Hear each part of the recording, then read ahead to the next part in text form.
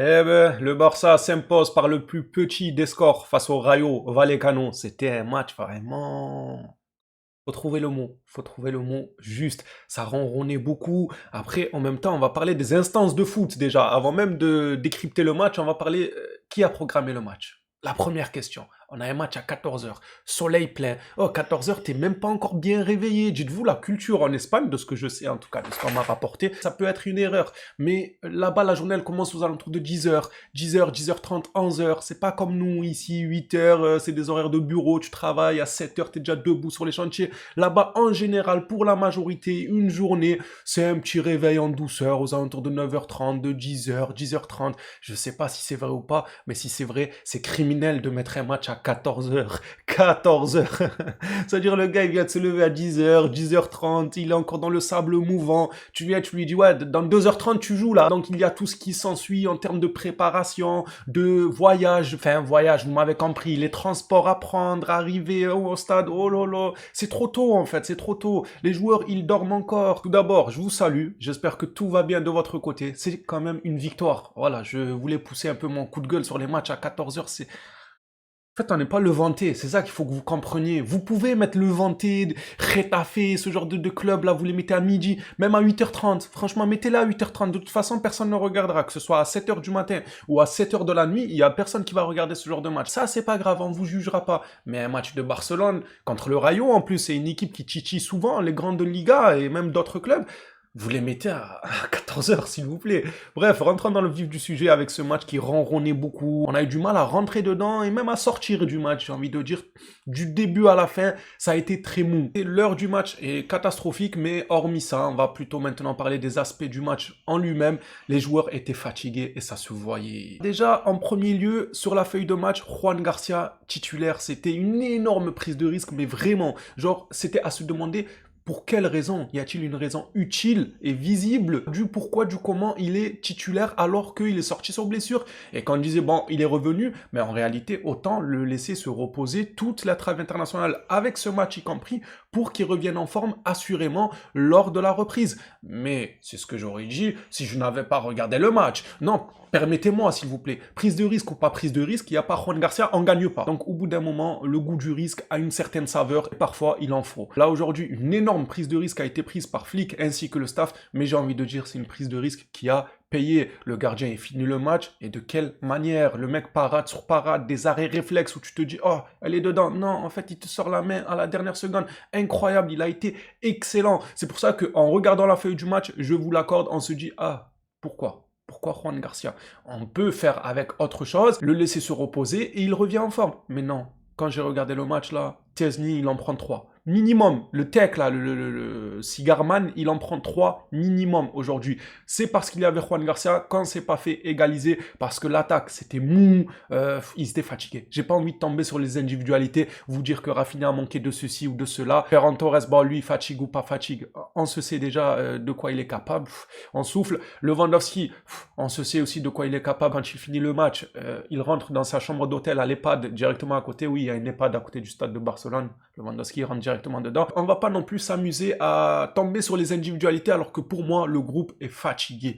On le voit, Cancelo qui tombe, qui s'écroule, qui sort sur blessure. Juan Garcia aussi qui s'est écroulé en plus au cours du match. J'ai oublié ce détail, mais il nous a fait peur. Au même endroit, il se tenait, le même mollet. On se dit au bout d'un moment, pourquoi cette prise de risque? Encore une fois, elle a été payante, qu'on le veuille ou non, ça a payé. Il fallait absolument gagner ce match pour mettre cette pression très très précieuse sur le Real Madrid pour leur match de ce soir. Eux, ils jouent face à l'Atlético Madrid. Il fallait absolument que le Barça prenne les 7 points, peu importe la manière. Ce pourquoi je vous dis, je ne vais pas m'amuser à m'attarder sur des individualités, sur ce qui a manqué ou non. Je vais plutôt rester large en vous disant qu'on a ressenti de la fatigue, que l'horaire du match, elle est catastrophique et qu'on est venu en mission pour faire le nécessaire, le strict minimum, c'est-à-dire mettre la pression au Real Madrid avant son match de ce soir en les devançant de 7 points. Est-ce que ça a été fait ou pas? Répondez-moi. Oui, ça a été fait. Alors pourquoi on va s'attarder à dire oui, lui il a mal joué, lui il a mal fait, on aurait pu faire ça? Non, on n'aurait pu rien faire. On est fatigué. Dernier match avant la trêve, tu assures le coup et tu pars l'esprit tranquille à la trêve. Là, croyez-moi, les joueurs, quand ils partent en trêve avec leur équipe nationale respective,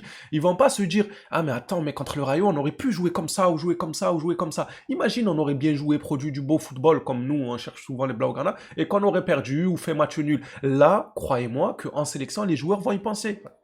On part en sélection, trêve internationale, on part sur un mauvais point, on perd le match du Rayo, le Real Madrid qui gagne peut-être l'Atlético Madrid le soir, ils reviennent à un point. Ça te mine le moral même pour les matchs à venir après la trêve internationale. Alors que là, lorsque le strict minimum a été fait, ils vont partir l'esprit apaisé. Ah, contre le Rayo, oui, mais on a gagné. On a pris 7 points d'avance. Même si le Real gagne, ils reviendront qu'à 4 points d'avance. On reviendra après la trêve internationale avec une certaine longueur d'avance. Je sais, ça fait beaucoup d'avance, mais écoutez, c'est le mot exact. On a fait ce qu'on devait faire. C'est agaçant de voir quand même les joueurs fatigués à ce point-là. On le voit, très franchement, chaque individualité, moi j'ai ressenti qu'elle était un peu en dessous, un peu fatiguée. En plus, il y en a qui s'écroulent, qui sortent sur blessure, de quoi foutre encore plus le seum. J'espère que c'est juste des crampes, des fatigues, des surcharges musculaires ou que sais-je. C'est mieux ça que quelque chose de bien plus grave. Parlant aussi du but de Araujo, c'est Araujo qui met le but de la tête. Franchement, dans son duel face à Cissé, il se gère très bien, il monte bien la tête, il se bat très bien parce qu'il est tenu.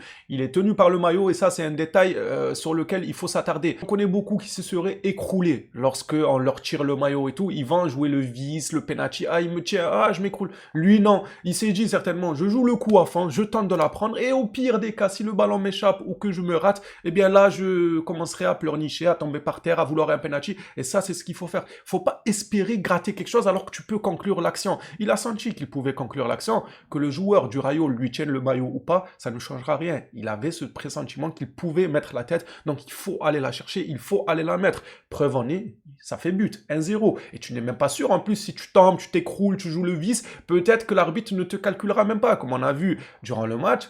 Il y a eu des actions là.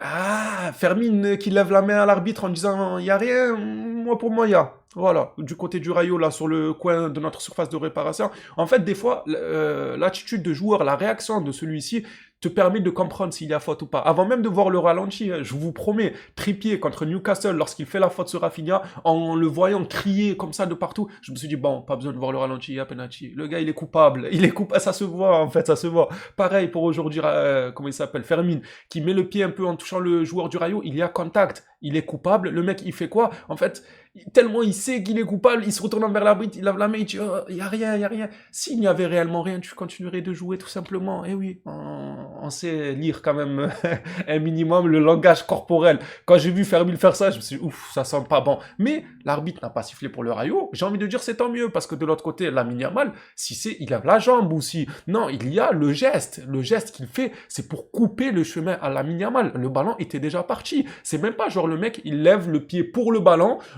lui échappe, mais finalement le contact il est léger, donc vas-y, sa première intention c'était le ballon, contact léger, je siffle pas. Là c'était même pas le cas, le ballon il était parti, donc le joueur n'avait plus le ballon dans son champ de vision, ni pouvait faire action de jeu envers celui-ci, et au final il met quand même le pied. Ça veut dire quoi? Ça veut dire je veux bloquer le joueur principalement. Il ne se soucie absolument pas de où est le ballon, ou est-ce qu'il peut encore avoir le ballon. Pour moi l'arbitre a pesé le pour et le contre, et il s'est dit j'ai pas sifflé tout à l'heure sur Lamine Yamal, je vais pas siffler pour Fermín Lopez.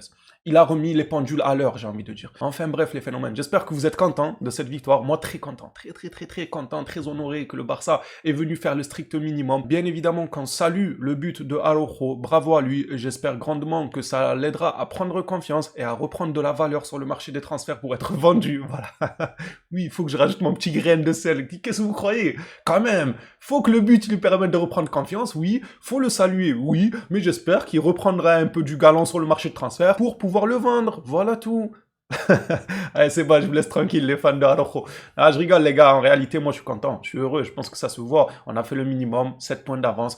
En fait, ce soir, on va regarder le match du Real Madrid allongé sur un transat, en mode comme si on était en vacances, avec un petit cocotier autour, et un petit jus d'ananas, voilà. Allez, le Real, faites ce que vous voulez. Si vous voulez gagner, gagnez. Si vous voulez perdre, perdez. Si vous voulez vous battre, bagarre générale sur le terrain, faites. Nous, on regarde. On est spectateur, on n'attend rien du tout de la rencontre. Évidemment, s'ils perdent, c'est grandiose et on attend la défaite. Mais si c'est pas le cas, nous, on a fait le travail de notre côté. Et ça, c'est agréable de pouvoir se poser devant un match avec zéro stress, zéro pression, zéro ah mais si il gagne, ah mais non. Ah mais rien, jouez seulement et on vous regarde et on espère festoyer quand même avec une défaite. À votre tour de jouer dans l'espace commentaire, dites-moi ce que vous en avez pensé de ce match. On s'attrape à la prochaine sur le Barça. D'ici là, prenez soin de vous les phénomènes.